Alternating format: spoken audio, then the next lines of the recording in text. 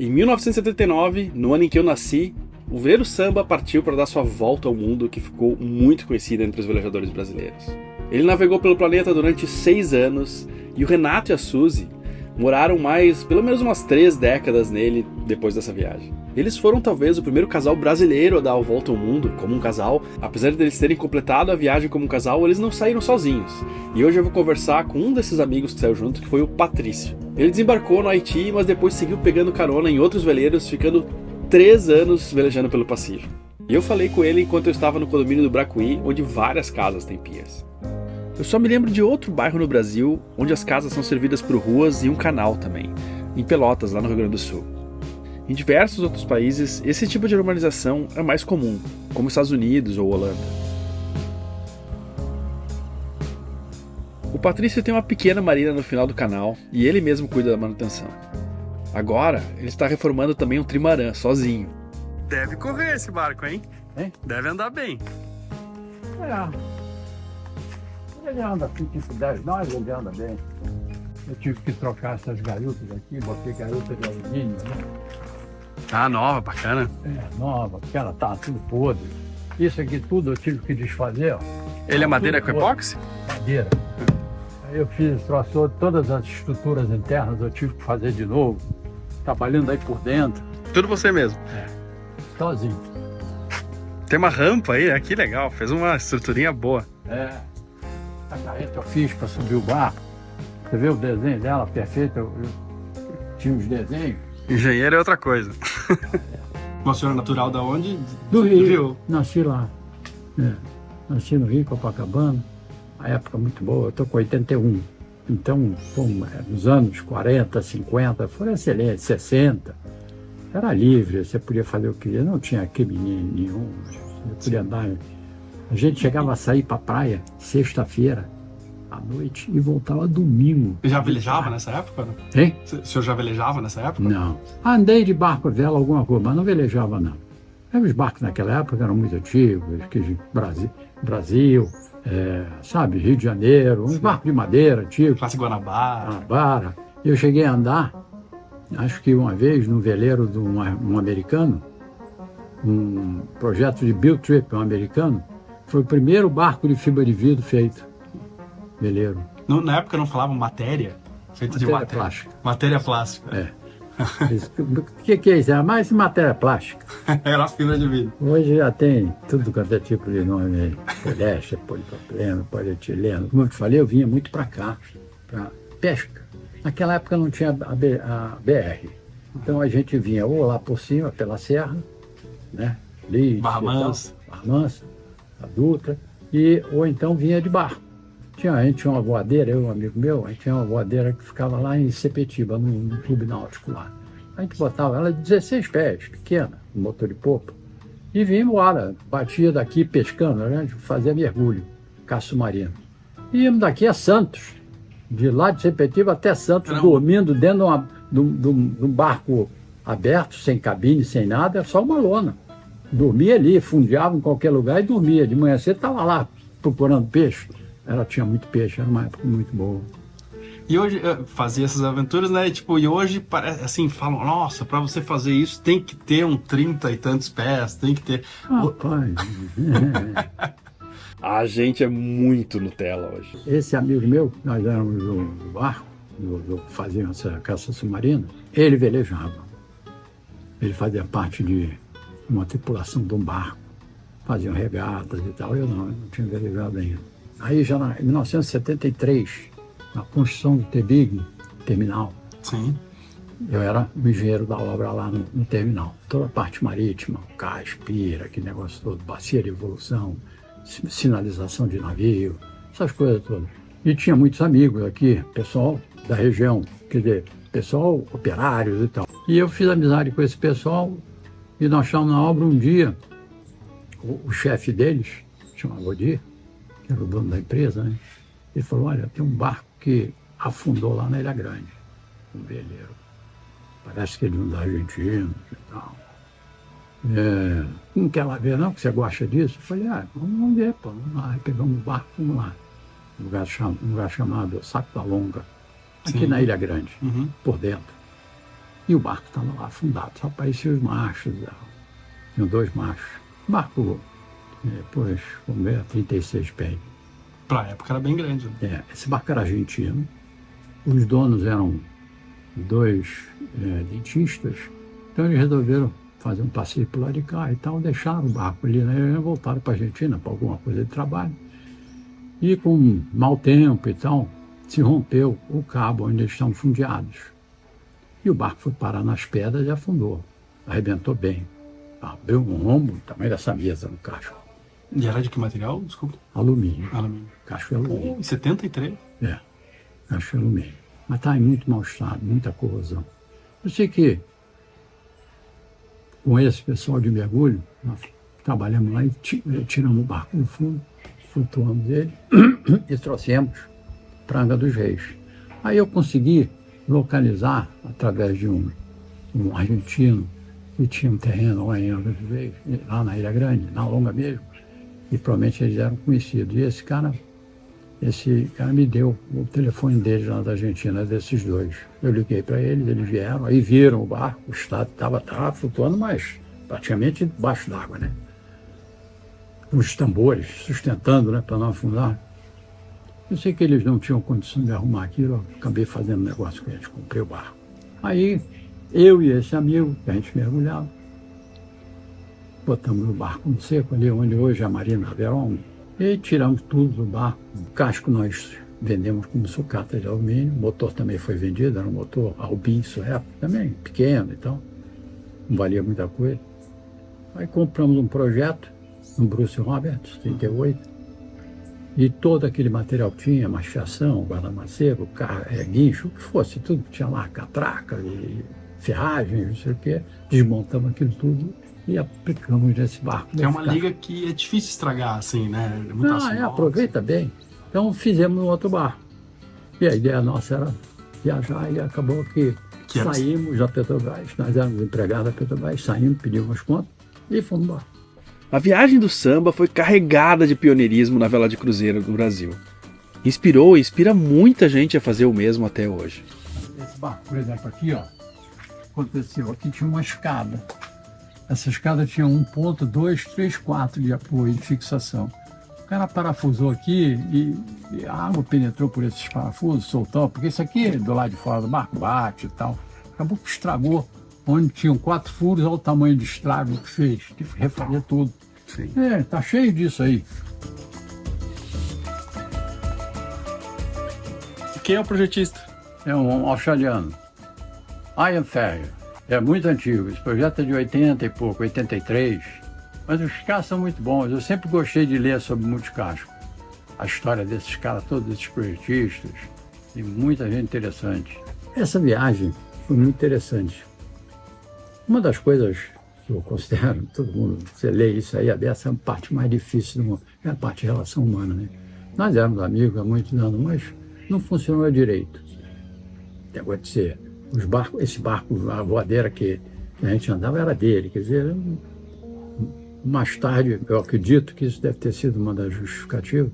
Acabou não dando muito certo, nós ficamos 1 ano e pouco viajando juntos, e lá no Pacífico mesmo,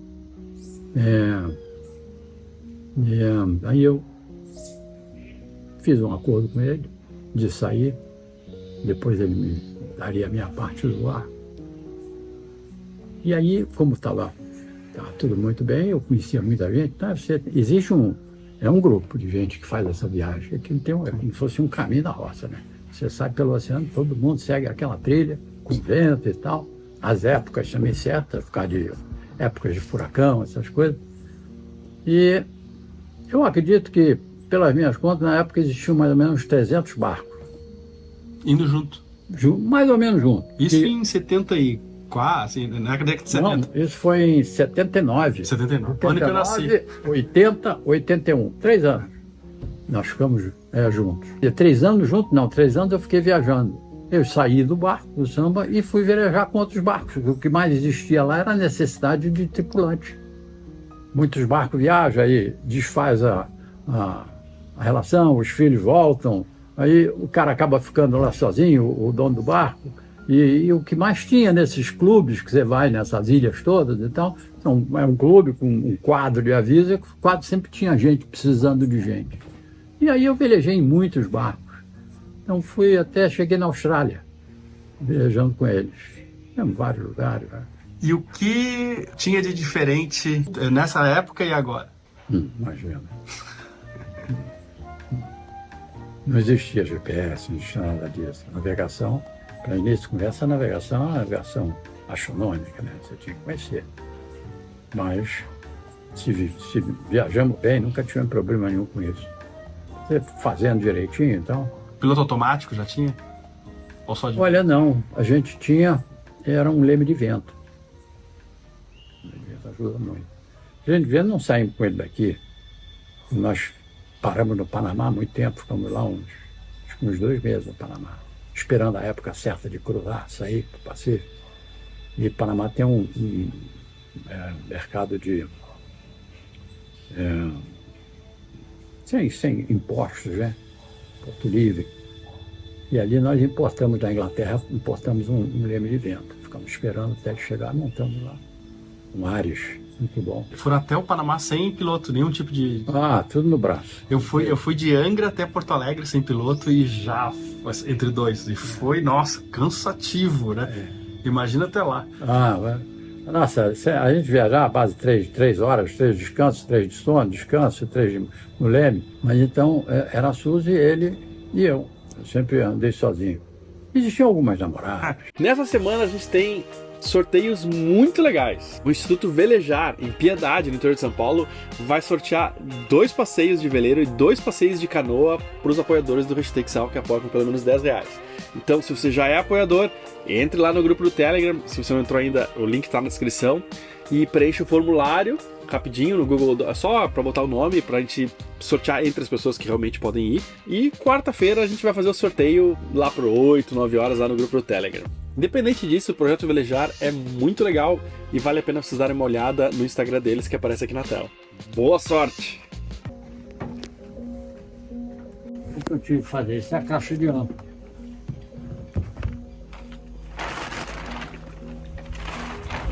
Tá vendo? Tampa nova. Isso tudo aqui tá podre, ó.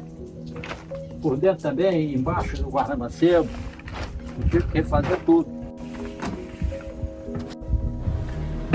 Mas esse aqui você vai manter, vai vender? Não vou levando. Não sei. Eu acho que fico com ele. Se eu for embora do Brasil, pode ser que até arranje um lugar para ficar. Você vê os cabos, ó, estão todos em péssimo estado aqui. Tem que refazer isso tudo. Isso aqui tudo eu tive que tirar, tá vendo? Para poder consertar, que estava tudo podre. Todas os acrílicos eu tirei, recuperei toda a parte da moldura do acrílico, estava podre também, entrada de água pelos parafusos. Esse teto aqui, ó, tudo isso aqui podre. Tudo isso aqui eu tive que refazer tudo. Aqui, trabalhando aqui. Uma condição difícil de fazer. Sim. Mas fiz. E o mar, mesmo aqui em Angra, quão diferente era naquela época, mesmo na época da pesca? Eu vou dar uma ideia para você. Te faz umas perguntas boas. Trabalhando nesse terminal, na construção Tebig, nós tínhamos que fazer também, arrasar uma laje que existe ali em frente, onde os navios entram, chegam para encostar, atracar no cais. Tinha uma pedra muito grande, uma pedra mais ou menos, sei lá, tamanho desse terreno aqui. E ela vinha até uma cota de 23 metros, tinha que estar em 25. Nós tínhamos que derrocar, quebrar essa pedra. Então era feito com martelete, mergulhador com martelete, perfurando. Também pneumático. Usou-se dinamite, para você depois tirava com rede, tirava as pedras, até que ficou nos 25 metros. De 23 para 25, o ponto mais alto eram 2 metros, mas bota aí uma média de 1 metro para arrasar naquela área toda. Eu nadando ali, isso ali no meio, é meio caminho exato entre a costa aqui, né? A Ponta de Leste, é meio caminho, bem ali no centro, e a Ilha Grande. Mas tem muito peixe ali.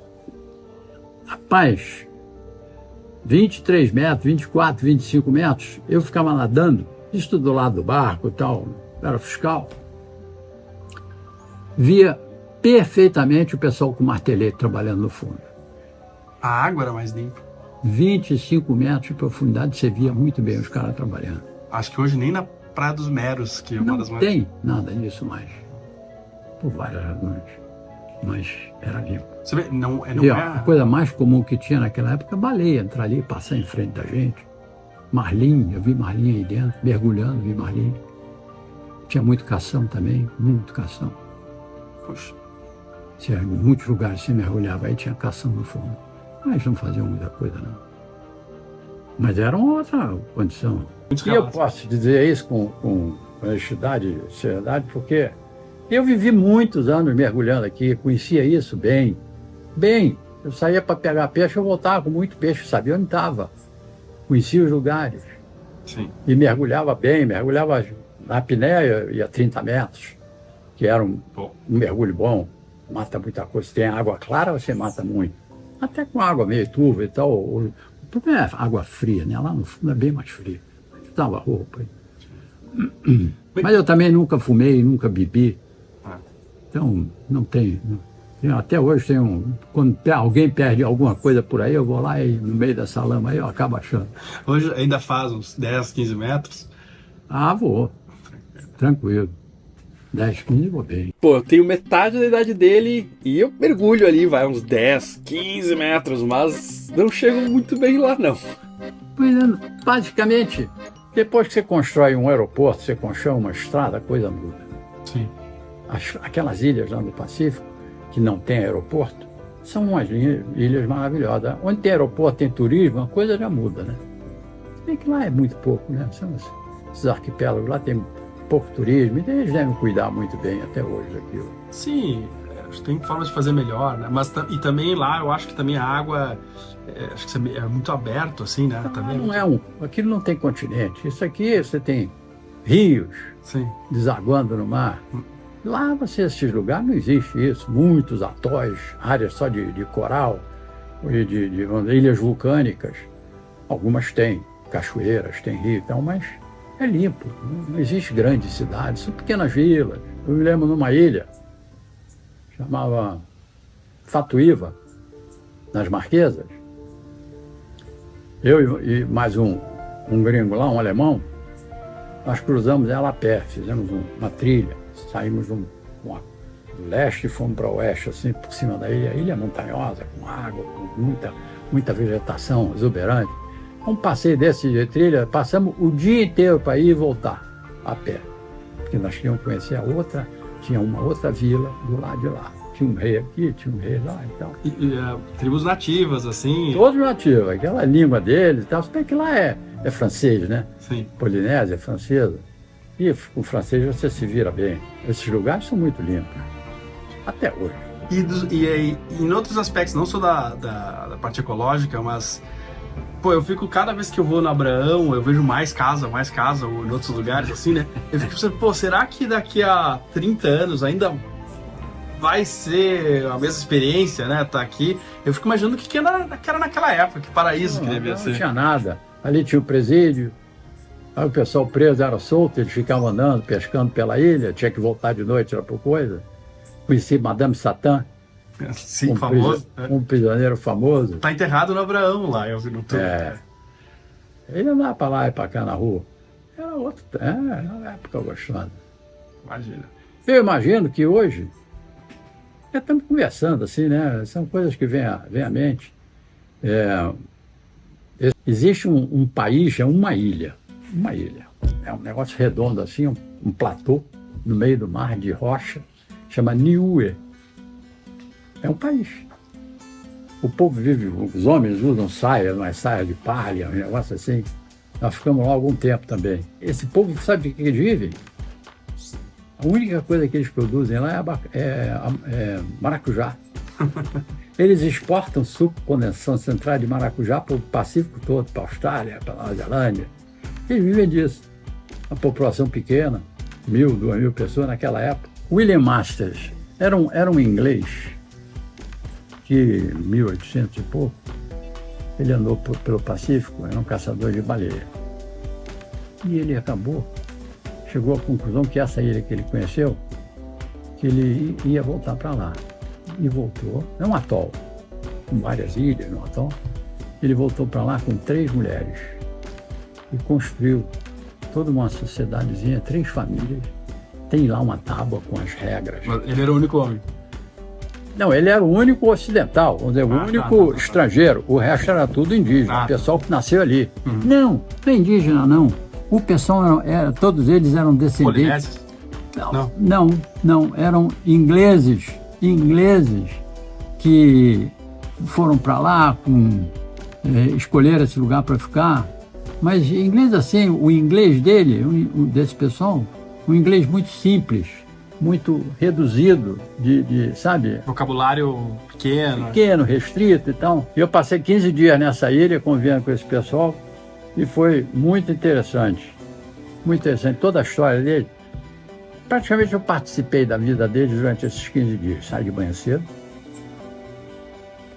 vai na praia, uma redezinha na beira da praia lá, pega uma isca, algumas iscas, bota numa fieira assim, um arame na cintura e vai pescar. Pescar com a vara na beira do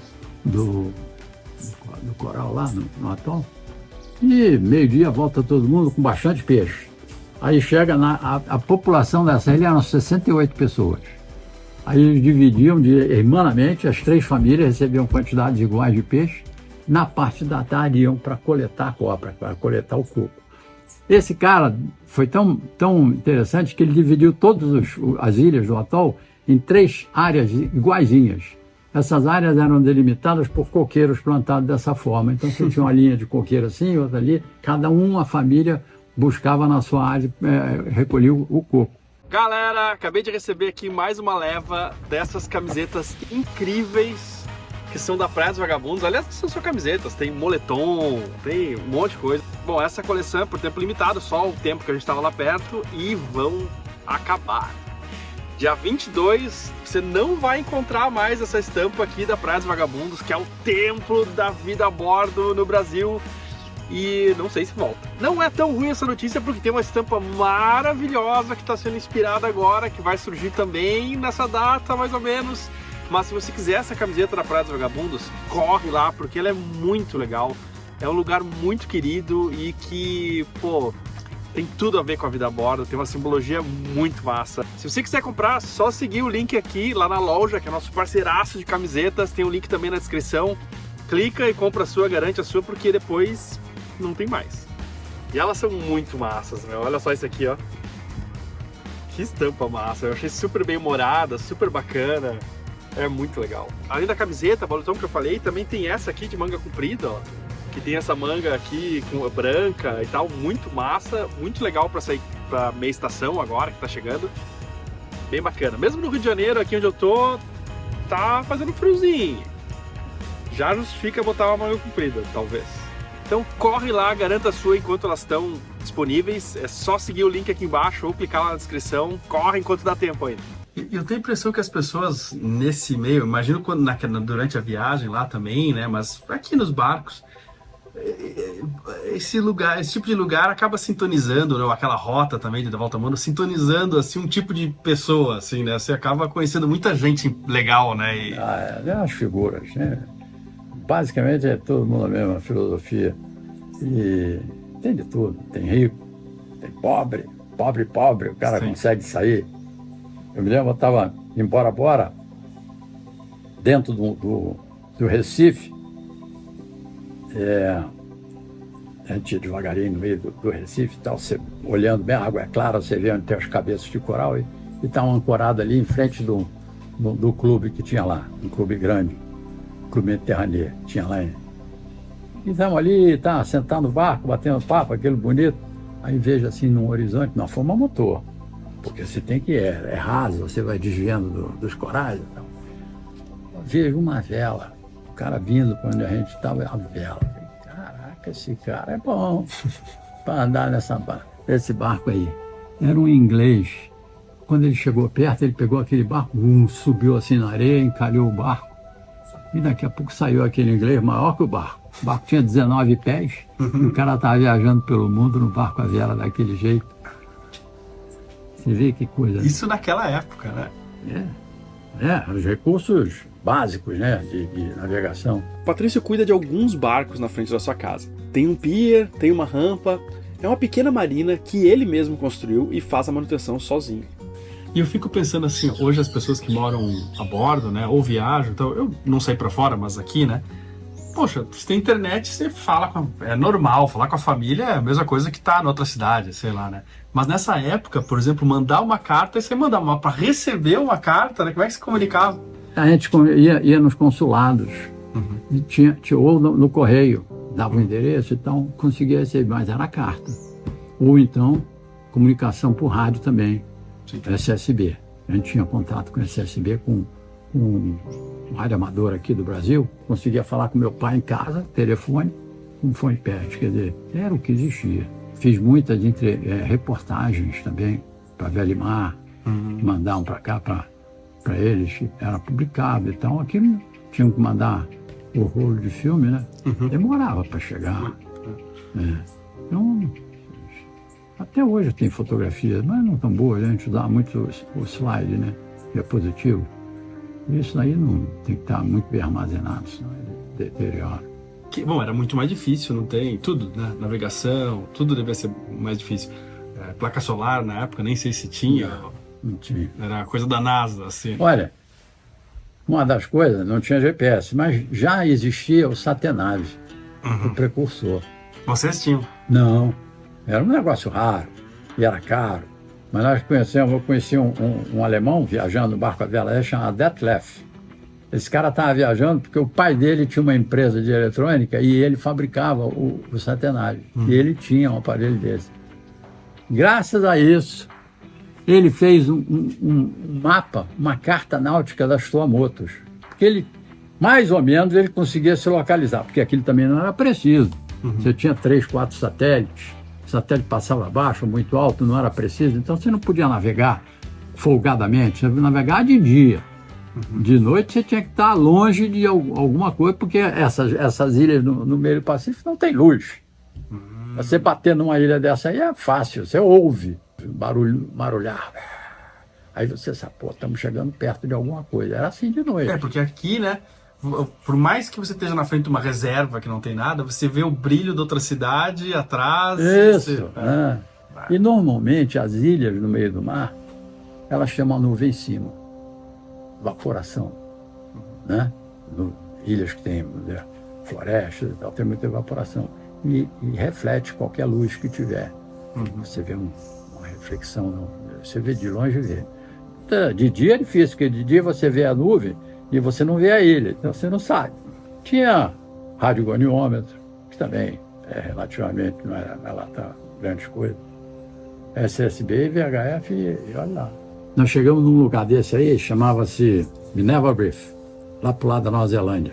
Saímos de Fiji, a Ilha Fiji, fomos para Nova Zelândia, mas a gente desviou para conhecer esse atol. Fica no meio do nada, não mora ninguém lá. Na maré alta ele some, na maré baixa aparecem umas pedras e tal.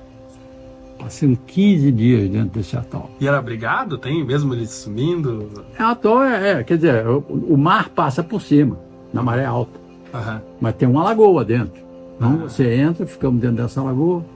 Eu tenho fotografias, eu mergulhando, o cara tirou uma fotografia, tinha uma Nikon, né? Tirou uma fotografia minha, aparece atrás de mim passando um tubarão lá embaixo, assim. Aquela água cristalina. Não digo que tenha peixe não, mas tem tudo. Você entra dentro de um buraco assim do tamanho de uma piscina, um negócio grande, a onda passando assim, você mergulha. Quando você parte assim, você se segura como se fosse um buraco mesmo. As paredes forradas de lagosta. Nossa. Não mora ninguém, nunca morou. Comida pegava ali mesmo. Não, você cansa de comer aquilo.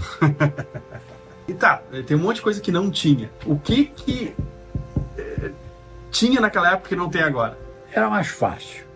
Essa parte de legislação, era tudo muito mais acessível, né? Sim. Hoje já você exige mais, é um negócio mais complicado. Que é engraçado, porque a comunicação hoje é melhor, mas na época era mais fácil. Porque existia pouco. Muitos lugares desses não existia grandes turismo. Com o tempo, a construção, por exemplo, de aeroporto, como tem Bora Bora, com a construção do aeroporto, a coisa... A Segunda Guerra Mundial influiu muito no Pacífico. Né? Eu estou falando muito sobre o Pacífico e não de outros lugares, porque foi mais ou menos onde eu vivi mais. Na Segunda Guerra Mundial, os americanos construíram aeroportos. Essas ilhas cresceram muito, se desenvolveram. Havaí, esses negócios assim. Samoa, americano. Então, após, quando você tem turismo, a coisa muda, né? Evidente. Toda a economia fica voltada para o turismo. Antes não, antes a economia de sobrevivência. Atol que eu te falei, essa ilha, Palmerston, viviam 68 pessoas lá, mas, segundo eles, deveria ter talvez 1.000 ou 2.000 descendentes do morador lá, mas que foram embora, foram morar em outros lugares, Nova Zelândia, Austrália, em outros arquipélagos, procurando mais coisas para fazer, trabalho e tal, em vez daquela vida. Porque qual é a vida desses caras? Passa o dia inteiro cuidando de ter comida, chega de tardinha, 5 horas, eles fazem lá uma cachaçinha deles, isso é normal, aí se reúnem todos numa oca daquelas, só os homens, as mulheres ficam do lado de fora olhando.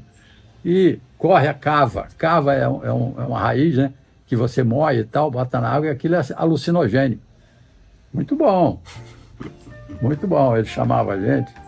Quando a gente ia entre essas ilhas, a gente levava cava, saquinho de cava em pó, e dava para o rei daquela vila, né? E o cara recebia, adorava aquilo, e daqui a pouco estava. Então é uma época assim, imagina. O cara fazer, por exemplo, não, vocês vão comer hoje um porco. O cara assava um porco dentro da terra, abria um buraco, botava o porco lá dentro com pedras, né? Aquelas pedras quentes, e aquecia aquilo. No fim do dia, aí saíam para passear, conhecer a ilha, levar a gente. Eu me lembro de uma, né? Levou a gente para conhecer o cume da ilha, florestas, coisa linda. Também tinha vestígios de locais religiosos, né? Antepassados dele. E na volta estava aquele porco assado, comer aquilo. Então o pessoal vinha estrangeiro e tal, e alguma coisa você dava para eles. Existia muito negócio de troca. Essas sociedades à base de troca, né? Por exemplo, que são, se for pensar financeiramente, são pobres. Mas talvez não sejam miseráveis, assim. Tem um jeito de viver que existe felicidade. Eles têm os instrumentos musicais deles, eles tocam aquilo. Tem festivais entre as ilhas. Todas as ilhas têm uma cultura um pouco diferente, mesmo na Polinésia Francesa, dependendo dos arquipélagos que compõem a Polinésia Francesa, que aquilo é enorme. Nós vimos os festivais deles lá, vem gente dessas ilhas todas com danças, músicas diferentes, instrumentos, é legal, tem. E o senhor enxerga uma riqueza nisso, não financeira? Tem mesmo. E olha, era muito bom o relacionamento com esse pessoal, muito bom. Os caras, você dormia na choupana deles lá, no barraquinho deles, você dormia ali, eles ficavam felizes com isso. Eu acho que isso é muito, quer dizer, é um ponto legal, né? De você ver a sociedade humana, ela se adapta em quaisquer que sejam as condições, e gente simples. Eu me considero um cara simples, apesar de ter uma casa boa aqui, eu mesmo fiz, projeto meu, eu mesmo desenho isso tudo aqui, mas eu vivo simples. A minha comida é a mais simples do mundo, básico, me alimento muito bem, eu parei de comer muitas coisas. Eu tenho um hábito de muitos anos de comer fruta. Então, de manhã cedo, aprendi isso, estômago vazio é quando você pode comer frutas. Eu faço uma salada de fruta de manhã que chega a ter 20 ingredientes. Leva uns 40 minutos fazendo. Nessas 6 horas da manhã e tal. Isso havia anos e anos que eu como isso, não tem doença nenhuma, não tem nada. Dizem que come fruta desse jeito, não tem, nem câncer tem. É os médicos que dizem isso. Sim, imagina, isso deve ser excelente, sem dúvida. Acho que a gente tem que aprender. Esse é um outro ponto bacana da vida, aprender. Toda essa parte de tecnologia, computadores, não sei o quê, eu acho o máximo. O que o senhor falaria para alguém que gostaria de fazer uma viagem assim? Eu acho que vale a pena. Mesmo hoje deve valer a pena. É muito mais caro. Hoje é mais caro? Hoje é. Eu acho que a gente atravessou o Canal do Panamá, pagamos $90 para atravessar o Panamá, o canal. Hoje você paga, sei lá, não sei quantos milhares de dólares. Você vai, entra na inclusa com navios e tal, né? Vai lá, tem um espaçozinho para o barco, mas é caro. Eu fiz 4 vezes o Canal do Panamá. As coisas eram muito mais fáceis. Você chegava numa ilha, por exemplo, não tinha visto. Chegamos, por exemplo, no Caribe, nas ilhas lá da Americanas, né? Ali tinha, o cara falava, você estava na Martinica, nós íamos para lá, o cara falou, outro barco, pô, vocês não tem visto? Não vão entrar, os caras não vão deixar. Entramos, chegamos lá, falamos com o pessoal da imigração, não tem problema não, vai ficar aí. Quer dizer, o tratamento era diferente. O pessoal de barco, você tem um barco que tem um valor, aquilo pode ser resgatado, se você falhar com alguma coisa. Então, acho que era muito mais fácil. Você perguntou a vida continua. Eu hoje ainda estou sedento de aventura, quero viajar, quero conhecer outros lugares, não conheço o Japão, quero conhecer. Então, acho que eu ainda vou fazer isso, estou planejando. Eu recebo muitas mensagens me perguntando até que idade se pode velejar. Não é uma resposta que alguém tenha pronta. Conheço velejadores de 85 velejando sozinhos. E agora eu posso dizer que conheço um velejador de 81 anos que está reformando sozinho seu trimarã para talvez morar nele no futuro. E você? O que você quer? Quero fazer aqui um agradecimento muito especial a todos os apoiadores do canal. Sem vocês seria impossível fazer o Hashtag Sal dessa forma. E se você quer ajudar também, se o conteúdo é importante para você, se quer participar de alguma forma, pense em se tornar também um apoiador do Hashtag Sal. Fazendo isso, além de ajudar o canal, você participa também de sorteios que a gente faz eventualmente e participa do nosso grupo do Telegram, onde você vai ter contato comigo e vários outros velejadores ou futuros velejadores. Para apoiar, é só seguir nesse link que aparece aqui embaixo, tem na descrição também, entrar lá no grupo do Telegram e a gente se vê por lá, ou domingo às 10 da manhã com outro vídeo aqui.